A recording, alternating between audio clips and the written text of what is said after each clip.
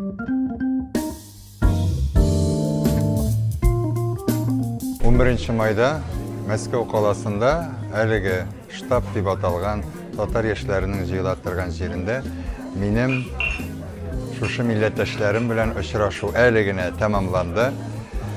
Мин аларга татар театрының тарихы, Камал театрының репертуарындагы спектакльләр, безнең гастрольләр графигы белән генә таныштырып калмыйча, менә сәнгать өлкәсендә матур сөйләмне куллану алымнарын һәм менә шушы сәнгать өлкәсеннән тормышка да күчерү чараларын аңлатырга тырыштым.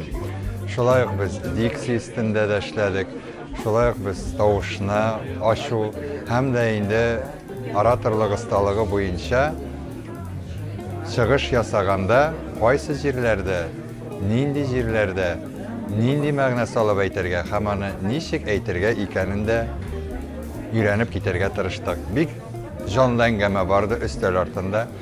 Үзара сөйләшеп, үзара аралашып, бирелгән сорауларыма әлбәттә инде мин күбрәк җавап аласым килгән иде. Күрәсең, монда татар теленең аралашу чарасы буларак мөһим фактор булуын аңладым. Шуңа күрә чыгышымны да мин без татар милләтеннән икәнебезне, без татар халкы икәнебезне һәм безнең ана телебез татар теле икәнен танык дип битердем. Киләсе чыгышымда инде, киләсе очрашуда безнең аралашу татарча гына, гомумән татарча гына һәм бик җанлы барыр дигән уйда калам.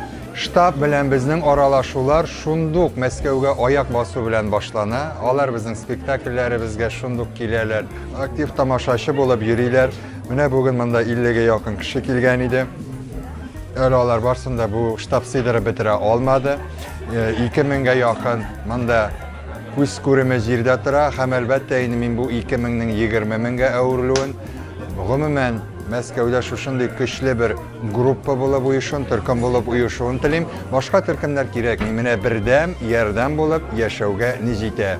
Шуңа күрә әлеге видеоны караучылар булса, белегез, Мәскәүдә штаб, татар штабы дигән төркем бар һәм алар бик оста иттереп төрле артистлар, җырчылар белән очрашулар оештыралар. Алай гына түгел, ифтарлар да монда җанлы үтә.